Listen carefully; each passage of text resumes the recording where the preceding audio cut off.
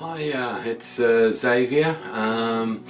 This morning, although the sun is shining, what I thought I would do is do a quick 20-25 minutes on my Dawn Redwoods. Like all things, the priority is the repots, and I have to accept that I've got more trees to repot than I have time. And while I'm waiting to get all those things done, I've got some happy trees here where the buds are saying, I want some sunshine, come and get me.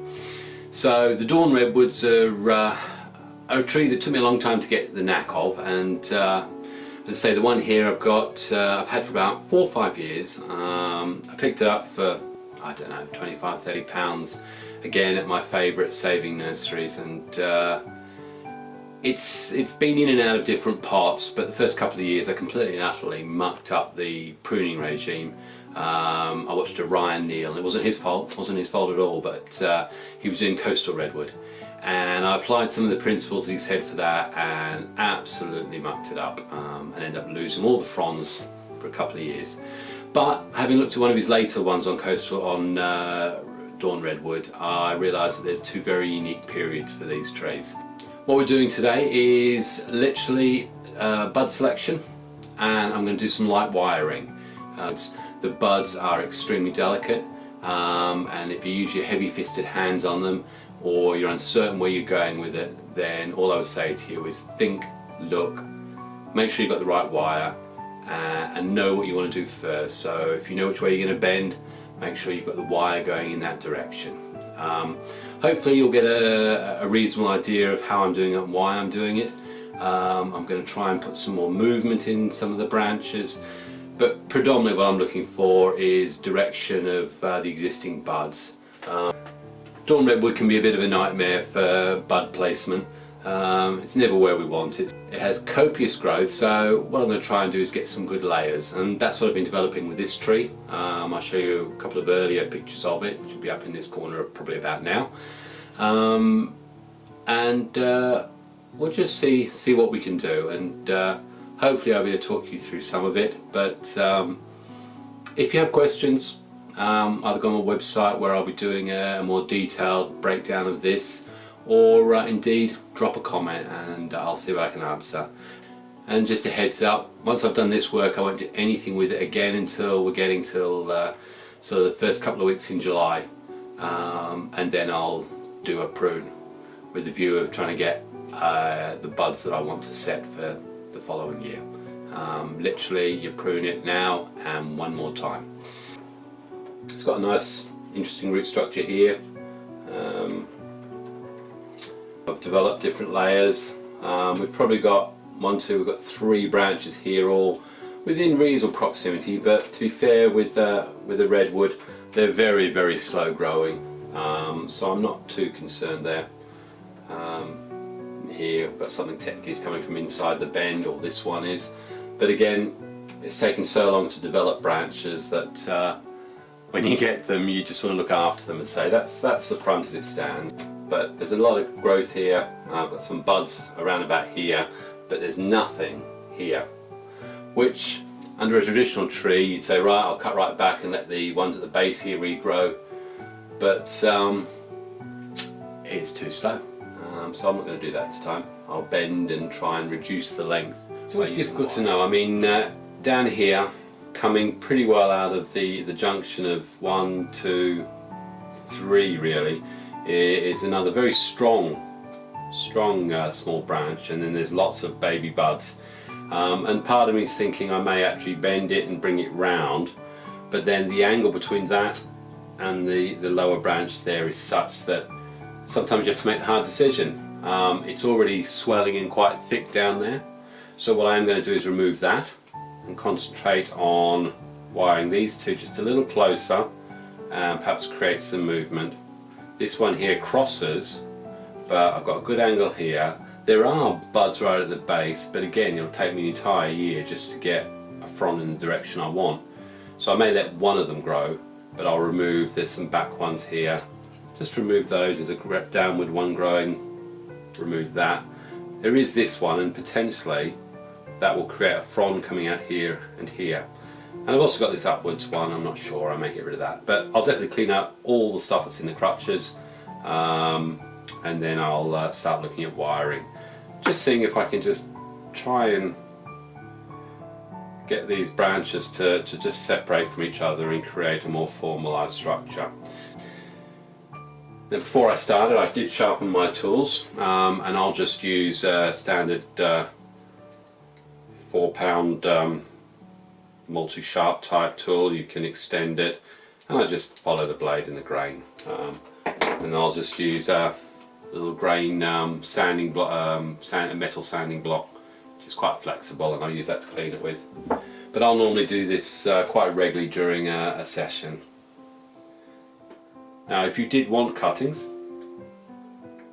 I could quite easily take do a clean cut on here and straight into some soil or some sphagnum moss, and I'd put 6 of them together and I'd get something from those. It can be a bit hit and miss at this time of the year, but generally it doesn't hurt to try, and I will probably do that with one of my later ones. As I say, that's quite a lumpy, ugly, bulbous growing, and it's opposite this branch here. And part of me probably is thinking about removing it, but I've got nothing lower here. I've got this strong branch on the left hand side, and I'd probably be inclined to remove this one here. But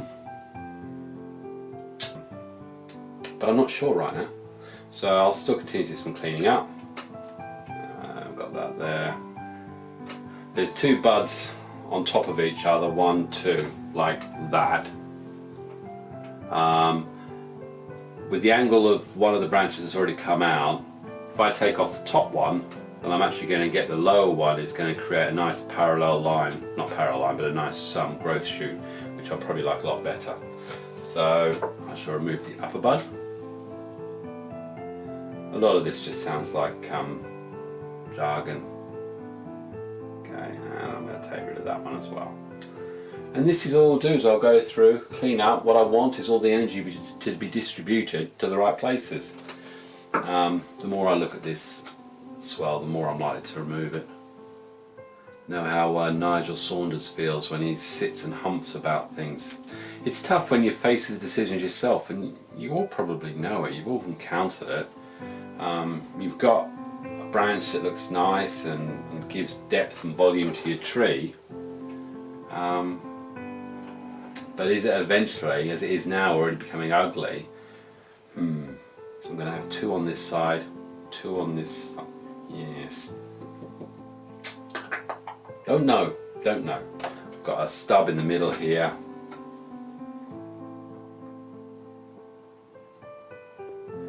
What you'll notice, and what I've realised, is I need to get a new concave cutter, because if you may or may not be able to see, possibly right at the end of it there's actually a gap in the opening, so I can't actually get into the corners with it, which is absolutely a pain. I won't get the new ones until another couple of weeks. So I have to be a little bit careful, and that's all about making sure you've got the right tools at the right time. I could have ordered those quite some time ago. So I'm going to be wiring this out. Now, these are all very flexible, so I'm just going to use 1mm wire, and I'm just going to start wiring out the different branch.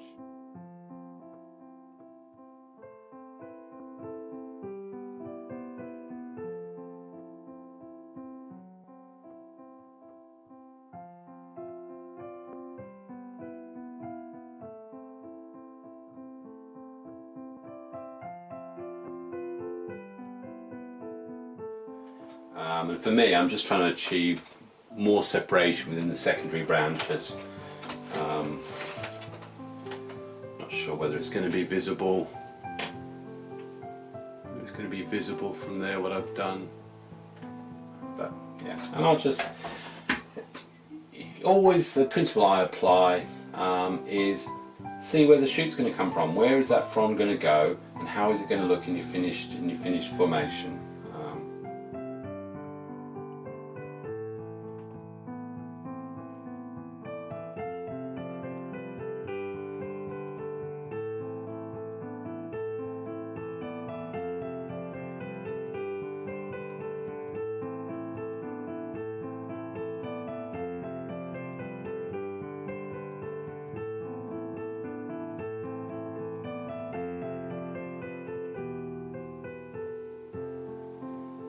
And all I'm doing is I just continue to touch it up and just trying to create that separation that's needed so that the main shoots you're really trying to develop have the opportunity to get light and space.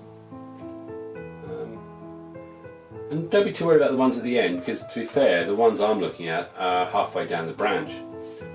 So these ones at the end, although I like stuff to come out, aren't necessarily going to contribute to the final design. So that's the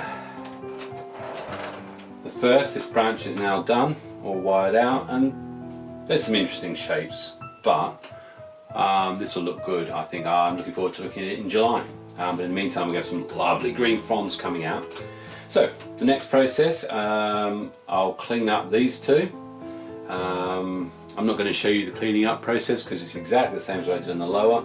But just remember, you're looking to try and, as Ryan and Neil would say, sustainability. It needs to be able to get light. It needs to be able to have good circulation of air. And do you know what? There aren't rules really, especially in this day and age. You know, you look at it and this is your tree and you decide how you like it. So I'll get those ones wired up and then we'll come back and do a bit more bending.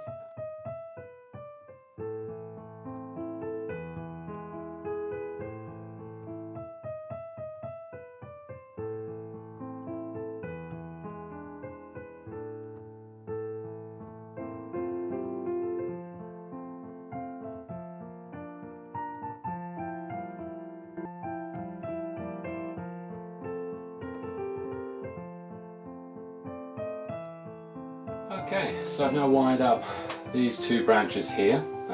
So I'll work on this one. This is the front, so this is going to be coming towards us.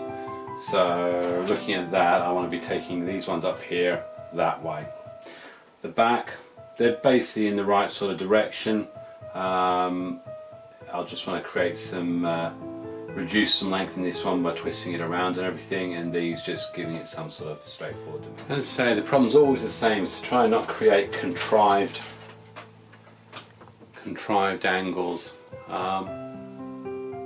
It is difficult, but you've just got to do what looks right to you. I've looked out in nature, and to be fair, some trees do some pretty outrageous stuff. It's all about their hunting for light.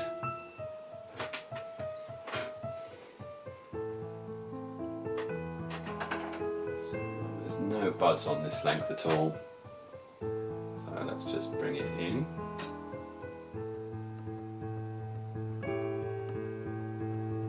Got a bud there which I want to grow, so I mustn't forget to give it separation. Okay. Nothing on this length here. This length here, got 2 centimeters of nothing.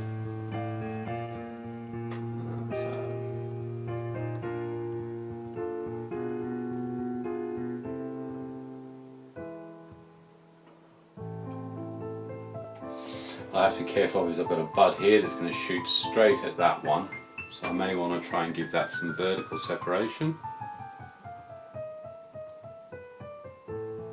Again, you have to be so careful, those buds.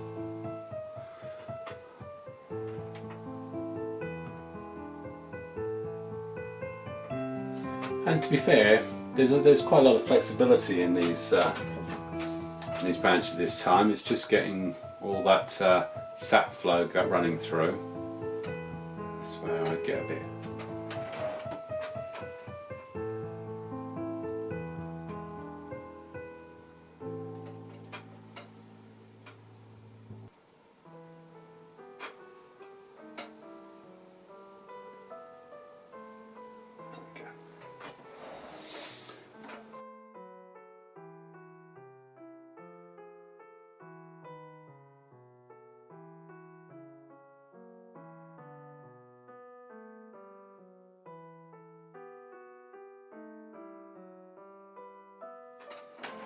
Okay, so it's the first part of 1, 2, 3 of the lower branches done, and all I'm going to do now is continue to work through the tree, and I'll come back to you when I'm right near the apex. I'd imagine apex is normally the hardest.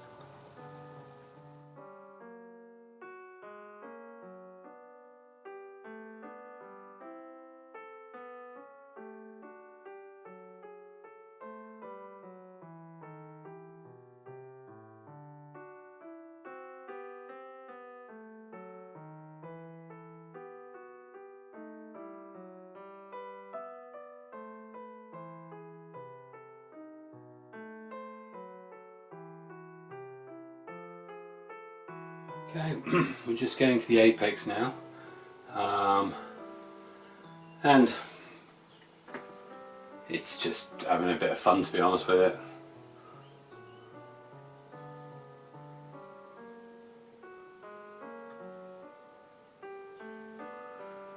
See what happens. I mean, a lot of these I may actually lose. I'm going to leave this little top bit where it is, but it's these two I might have a little bit of fun with. They're quite long. We've got whoops, we've got some dead space here, so I'm going to put that one down there.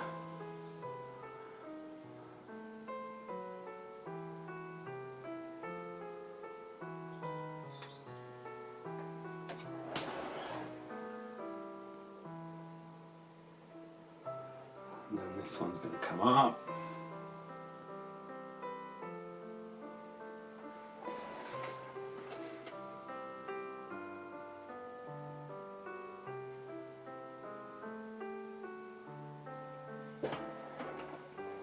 Okay, so that's the top part of the tree.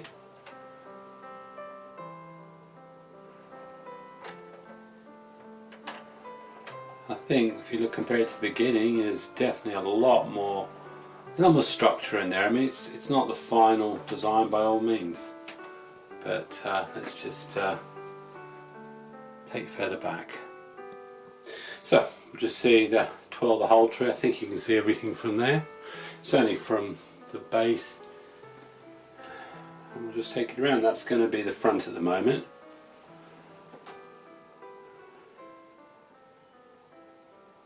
And it's taken, I said, 45 minutes. Took me a wee bit longer than that. It's now, it's just gone 1 o'clock and I started at 11 o'clock.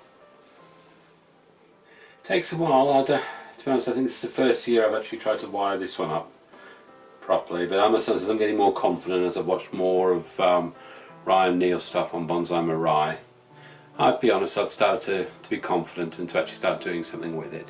So that's it for that one.